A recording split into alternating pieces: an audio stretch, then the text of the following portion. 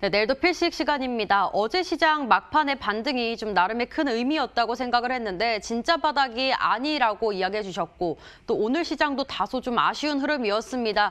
오늘 시장 어떻게 판단을 해봐야 할지 내일도 필식 김도영 전문가와 함께합니다. 안녕하세요. 네, 안녕하십니까. 필식이 김도현입니다. 네, 청개구리 같던 외국인과 기관 투자자들이 그래도 좀 유입이 되기는 했는데 장 막판 들어서 외국인들이 또 물량을 많이 뱉어냈더라고요. 오늘 시장 어떻게 판단을 해봐야 할까요? 네, 전체적으로 아직까지는 외국인과 기관의 공격적인 매수는 없다라고 말씀 좀 드리겠고요. 금일 같은 경우 좀 특징 중에 하나 두 가지가 좀 있습니다. 그러니까 우리가 진짜 바닥을 이제 볼 날이 임박해지고 있다라는 힌트들을 계속 보여주는데요. 오늘 시장 같은 경우는 지금 보시는 시장 지도를 통해서 보면 금융 섹터가 전체 박스 자체에서 가장 빨갛게 들어와 있다라고 볼 수가 있겠는데요. 그만큼 은행주에 의해서 증권주까지의 매수 확산, 이 부분 우리가 상승만 그냥 즐길 수는 없는 진짜 바닥이 이제 오가는구나라고 생각을 할 수가 있겠고요.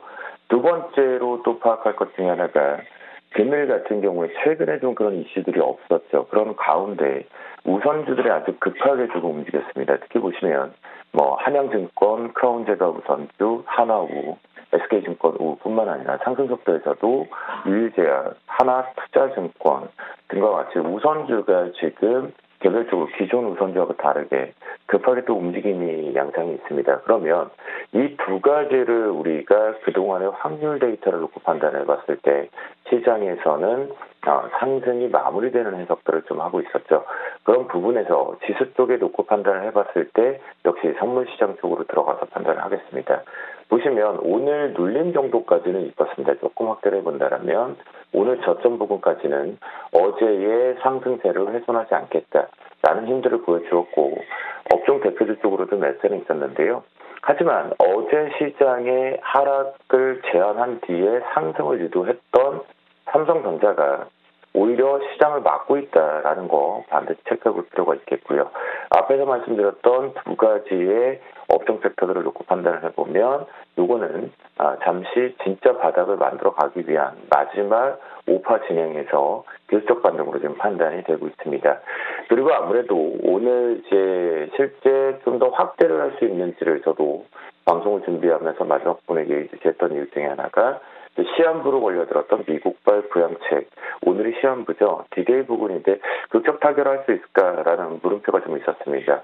가능성이 있었더라면 외국인들 수급이 상당히 공격적으로 조금은 그래도 들어올 줄 알았는데 전혀 특히 선물시장 쪽에서 들어오지 않았다라는 부분, 그리고 미결제를 놓고 판단을 해봤을 때도 오늘 철저한 관망이었다라는 부분이면 아직 진짜 찐바닥은 확인하지 못했다라고 말씀 좀 드리겠고요. 결론적으로 그렇다 보니까 하락 추세를 끝내지 못했다라는 거겠죠. 이 부분에서 특징적인 종목군들을 한번 살펴보도록 하겠는데요.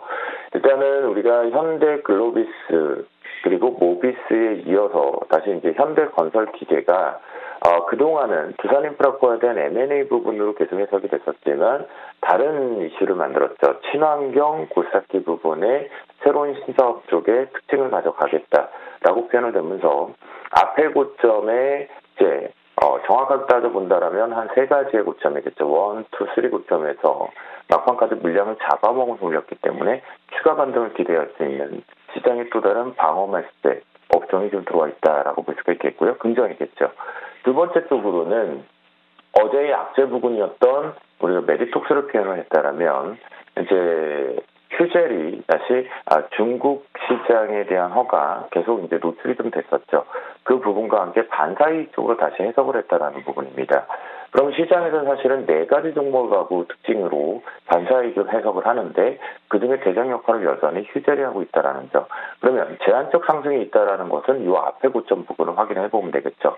20만 원 돌파가 나온다라면 좀 더 즐길 수는 있겠지만 저항이 걸린다라면 아직 찐바닥이 안 나왔으니까 역시 한 번은 매도하고 가자라는 부분. 중간값이겠죠. 여기에서 어제 제가 파워로직스를 표현을 드리면서 새로운 업종과 새로운 테마가 형성이 됐습니다라고 표현을 드렸었거든요. 오늘도 그런 테마가 하나가 나왔습니다. 그리고 여러분들이 트레이딩하기 좋게끔 정부 정책 종목군들이 움직이기 시작하는데요. 자, 대한과학입니다. 대한과학은 뭐냐면 현재 독감 백신에 의해 좀 안 좋은 소식들이 좀 접해지고 있죠. 그러다 보니까 이것이 실제적으로는 독감 백신을 운송하는 데 있어서 그 운송에 대한 용기에 대한 해석들을 하고 있다는 거죠. 그러면 특징적으로 사실은 한 세 가지 종목이 압축이 됩니다. 대한과학이 오늘 갑작스레 대장 역할을 했는데요. 대장이었던 종목이 좀 쉬었고요. 그건 이제 운송 용기로 보기는 어렵다 보니까 그래서 대한과학이 지금 대장으로 뽑았기 때문에 이 부분 내일 갭시세를 활용해서 한번은 이익전 해보실 필요가 있겠고요. 추가 상승이 좀 열려 있습니다. 그러면 이 부분이 관련된 용기와 함께 후발주자 쪽이 내일 테마성을 다시 한번 바탕 수치를 잡는지 집중해볼 테마 중에 하나다라고 말씀 좀 드려보도록 하겠습니다. 네, 이렇게 오늘 시장 이야기 먼저 나눠봤는데요. 하락 추세 아직은 끝나지 않았다는 포인트 또 한 번 짚어드리면서 주신 종목도 리뷰하고 넘어가겠습니다. 최고가 기준으로 수익 계산했습니다. 호텔신라 4% 넘게 올라가고 있고요. 또 신세계 인터내셔널도 6%대, 크린앤사이언스도 2.7%대, BGF 리테일까지도 3% 넘게 수익 챙겨가고 있는데요. 이거 지금 관점에서 더 가져갈까요? 전략도 좀 세워주시고 또 내일 시장 전략도 튼튼하게 세워주세요. 네, 결론적으로 오늘 제시하는 리뷰 종목군들은 전체를 다 보유 의견을 좀 드리도록 하겠는데요. 네. 사실 호텔신라만 놓고 판단을 해보면 제가 요즘 계속 소비재를 표현드리고 있죠. 소비재는 음식도 포함이 될 거고요. 의류도 포함이 될 거고요. 화장품도 포함이 되죠. 오늘 개별 화장품들이 좀 강하게 움직인 들이 있었는데 거기에 주제는 뭐였죠? 시진핑의 방한 스케줄이라는 표현들이 했습니다. 이번에 좀 급하게 움직이면서 카지노까지 좀 움직였는데 호텔신라 그렇다고 한다면 면세 쪽에서 지금 당장 실적이 반영되지 않죠. 하지만 오늘 왜 홀딩을 하냐면 어제 이 아랫꼬리와 어제 먼저 쉬었다라는 것을 놓고 봤을 때 오늘 추가 상승이 나온다라면 좀 강력하게 홀딩이거든요. 예측성 매매와 기대성 매매이긴 하겠지만 여행객 부분에 대한 해제 가능성들이 계속 거론되고 있기 때문입니다. 그 관련돼서 직접 수혜를 보고 있을 수 있기 때문에 늘리목 매수를 계속 잡자라고 말씀 좀 드리겠고요. 두 번째 종목 쪽으로 놓고 판단을 한다면 어제 이어서 오늘도 표현이 좀 됐었습니다. 그러니까 미세먼지 부분이겠죠. 올해 첫 미세먼지 발동 이후에 추가적으로 계속 언급이 되고 있는데요.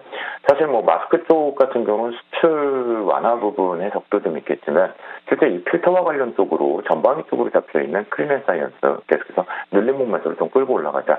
이 매물대 1차적으로 놓고 판단을 해본다면 35,000원 부분을 기점으로 해서 돌파 나오지 못하는 데라면 단기 트레이딩 관점이겠고요. 중기적인 관점적으로 이제 계절이 시작되는 놓고로 판단했을 때는 추가 우상향이 열려있다라는 관점으로 바라보도록 하겠습니다. 그래서 홀딩입니다. 자, 여기에 좀 전에 LG화학 같은 경우는 이제 후시적 발표를 했지만 주가 지금 제대로 반영이 안 되고 있죠. 뉴스에 팔아라가 많이 걸리고 있는데요. 이 부분에 소비재 중에서도 또 하나 여러분들과 제가 이제 저만 하더라도 사실 편의점에서 지출하는 금액이 만만치 않다 매달 이 부분이 해석이 되는데요. 자, 바닥권에서 BGF 리테일 수급을 가지고 잘 들어와서 올라오고 있고 또한 가장 핵심적인 부분은 이 매일 출발할 때 오전에 아랫꼬리의 패턴 위치가 상당히 긍정적이다라는 관점으로 놓고 보면 한마디가 조금 더 남아있다라는 관점이거든요. 그렇다고 한다면 14만 원을 TP를 잡고 트레이딩 관점의 단기에 돌파가 나가는지 나가지 못하는지를 가지고 보유 의견을 제시하도록 하겠습니다. 자, 내일도 반복을 하겠습니다. 조금 어렵다고 해석하시는 분들이 있을 것 같습니다. 뭐냐 하면 이 선물 시장이 수급으로 놓고 판단을 해보면 우리는 이것만 따라가겠다라고 표현을 드렸지만 오늘 선물 시장을 놓고 봤을 때 외국인들 아침 초반에 매수 공격이 들어왔었죠. 그러면 종목을 오늘은 조금 더 여유롭게 매수 공격이 좀 됐다라는 거겠죠. 그런데 중간중간 흔들어낼 때 여기서 많이들 헷갈렸을 것 같아요. 무슨 얘기냐면 외국인들의 선물 매수세가 0을 제로를 놨을 때 이 값이 0이라는 값을 놓고 봤을 때 이것이 매수세를 유지하고 있다라면 이렇게 초반에 매수 출발이 됐는데 이것이 내려 축소하더라도 0으로 회귀하지 않는다라면 종목을 끌고 올라간다라는 또는 내가 기다렸던 종목 매수 포인트를 잡는다. 그런데 계속 찐바닥 표현을 계속 안 드리고 있죠. 그런 부분에서 방망이는 계속 짧게 대응하고 있다라고 말씀을 좀 드리고 있는 거겠고요. 이 부분에서 외국인 선물 수급 그대로 따라가도록 하겠습니다. 그러면 결론을 내보죠. 자, 현재 기준에서 종가상 외국인들의 수급이 막판에 조금은 이탈을 했다고 하더라도 최종단에는 현재 860억 매수로 마감을 했다는 거죠. 그러면 내일 출발과 함께 외국인들이 매수 출발이 되어지고 0이라는 값을 기준으로 해서 유지가 된다라면 그렇죠. 종목은 매수하러 들어가면 된다라는 표현 드리는 것입니다. 자, 내일도 마찬가지입니다. 지금 현재 그리고 노란톡을 통해서 환율 해석을 좀 많이들 물어보시는데요. 실제 달러 인덱스에 대한 하락 부분으로 전체 엔화, 파운드, 유로, 원화 이 부분이 동반적으로 올라가기 때문에 사실 뉴스에서 이쯤 되면 1130원 이탈을 했기 때문에 수출 경쟁력 약화 표현을 하거든요. 근데 앞에서 표현드렸죠. 엔화도 강황세 중이다라는 표현을 드렸죠. 그런 관점이라고 한다면 수출 경쟁력에 대한 위축 표현 할 필요 없을 것 같습니다. 그렇기 때문에 현재는 환 해석을 가지고 시황 분석하기에는 좀 무리수가 있다. 그러니까 잠시 좀 내려놓고 우리가 해석은 하지 말자라고 표현을 드립니다. 그와 함께 지수사 집중해서 보도록 하겠고요. 여기서 이제 우리나라도 코리아 빅페스트 부분의 페스티벌을 또다시 이제 언급을 하고 있죠. 그러면 안 그래도 조금 많이 소비가 그래도 지갑이 좀 열리고 있다는 해석이기 때문에 롯데하이마트 쪽으로 웨스트포인트를 한번 좀 바닥권에서 잡아보도록 하겠고요. 두 번째. 네, 전문가님 시간상 여기까지 해야 될 것 같습니다. 네, 세 가지 종목 기억하면서 내일장 대응해 보고요. 저는 여기서 함께 인사드릴게요. 고맙습니다. 감사합니다.